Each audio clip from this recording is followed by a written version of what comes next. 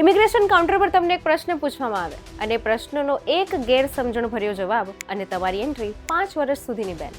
જી હા, કારણ કે હવે વિઝા ધરાવતા એટલે કે વિઝા હોલ્ડર્સના ચેકિંગ ઇમિગ્રેશન કાઉન્ટર પર વધારે થાય છે. એમાં પણ ખાસ કરીને તમે જો ઇન્ડિયન સ્ટુડન્ટ્સ છો તો આ વિડીયો તમારી માટે છે. કારણ કે હાલમાં જ એક ઇન્ડિયન સ્ટુડન્ટને ઇમિગ્રેશન કાઉન્ટર પર એક પ્રશ્ન પૂછવામાં આવ્યો. બધી જ વસ્તુ લીગલ હતી, પરંતુ એક ભૂલવાળો જવાબ અને આ વિદ્યાર્થીની 5 વર્ષ માટેની એન્ટ્રી બેન કરવામાં આવી. શું કારણ હતું, કઈ કઈ બાબતનું ધ્યાન રાખવું જોઈએ જો તમે પણ ઇન્ડિયન સ્ટુડન્ટ્સ છો, જાણીશું આજના વિડીયોમાં. Hello, ladies and gentlemen. This is your captain speaking. We'll be landing in the airport in just a few minutes. Hi, this is Janvi.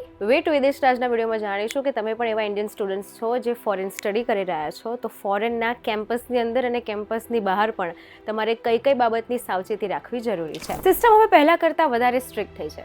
Checking process વધી છે. આ સાથે RFE રિક્વેસ્ટ ફોર એવિડન્સ એટલે કે ડોક્યુમેન્ટ્સ પણ એક્સ્ટ્રા માંગવામાં આવી રહ્યા છે. આ બધાની વચ્ચે F1 વિઝા સ્ટુડન્ટ્સ પર જે ફોરેન છે તે લોકોએ ખૂબ ધ્યાન રાખવાની જરૂર છે.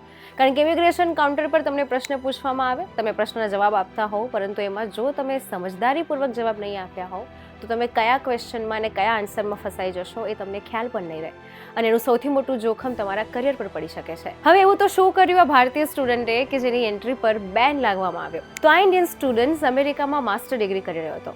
વેકેશન હતું એટલે ભારત આવ્યા હતા. હવે ભારત આવીને જ્યારે પાછું જવાનું થયું તો કાઉન્ટર પર ઇમિગ્રેશન ઓફિસર્સે ઘણા બધા સવાલ પૂછ્યા.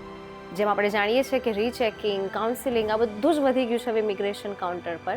તો આના ભાગરૂપે, ચેકિંગના ભાગરૂપે ઇમિગ્રેશન ઓફિસર્સે અમુક પ્રશ્ન પૂછ્યા. રેકોર્ડ એકદમ સાફ, દરેક નિયમનું પાલન, કોઈ લીગલ મેટર પણ નહીં, પણ એક નાની ગેરસમજણ અને આટલું મોટું નુકસાન. હવે એવો તો કયો પ્રશ્ન હતો કે જેનો જવાબ આપવામાં આ ઇન્ડિયન સ્ટુડન્ટની 5 વર્ષ માટેની એન્ટ્રી બેન થઈ ગઈ. તેને ઇમિગ્રેશન ઓફિસર્સે પ્રશ્ન પૂછ્યો કે તમે કોઈ દિવસ વીડ એટલે નશીલી પદાર્થનું સેવન કર્યું છે? જવાબમાં ઇન્ડિયન સ્ટુડન્ટ્સે કહ્યું હા. અને પછી ત્યાં ઇફ બટ કે કોઈ આર્ગ્યુમેન્ટ્સ ચાલી નહીં અને આ વિદ્યાર્થીને પોતાના F1 વિઝા સસ્પેન્ડ કરાવવા પડ્યા અને 5 વર્ષ માટેની એન્ટ્રી પણ બેન કરાવવી પડી. ફોરેન જતા સ્ટુડન્ટ્સને ઓરિએન્ટેશન વખતે સમજાવવામાં આવે છે, પણ ઘણા સ્ટુડન્ટ્સ આ વાતને ગંભીરતાથી નથી લેતા. જો કોઈ વ્યક્તિ નશીલી વસ્તુ, કંટ્રોલ સબસ્ટન્સ જેમ કે મેરિજુઆના, વીડ વિશે સ્વીકારે છે અથવા તેનો ઉપયોગ કર્યો તેવું જણાવે છે તો આવા વ્યક્તિને અમેરિકામાં એન્ટ્રી નથી મળતી. અને એમાં પણ જો કોઈ વ્યક્તિ સ્વીકારી લે તો એની પર લો લાગુ પડી શકે છે. લો શું કહે છે?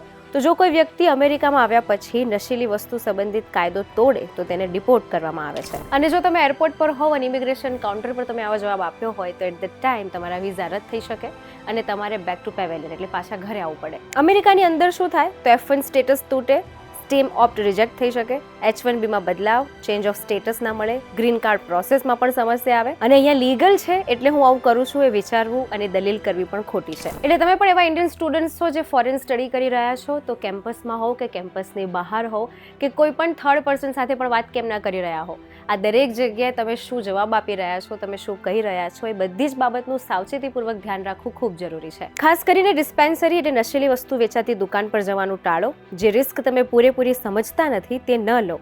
કોઈ પણ કંટ્રોલ સબસ્ટન્સ, વીડ, મેરિજુઆના, CBD વગેરેનો ઉપયોગ ન જ કરો, કારણ કે તમારું એક ડાઉટફુલ સ્ટેટમેન્ટ અને તમારા વિઝા રદ થઈ શકે છે, તમારી એન્ટ્રી બેન થઈ શકે છે અને સૌથી મહત્વની વાત, જે સપના લઈને તમે ફોરેન ગયા છો તે ફોરેનમાં તમારા સપના પણ તૂટી શકે છે.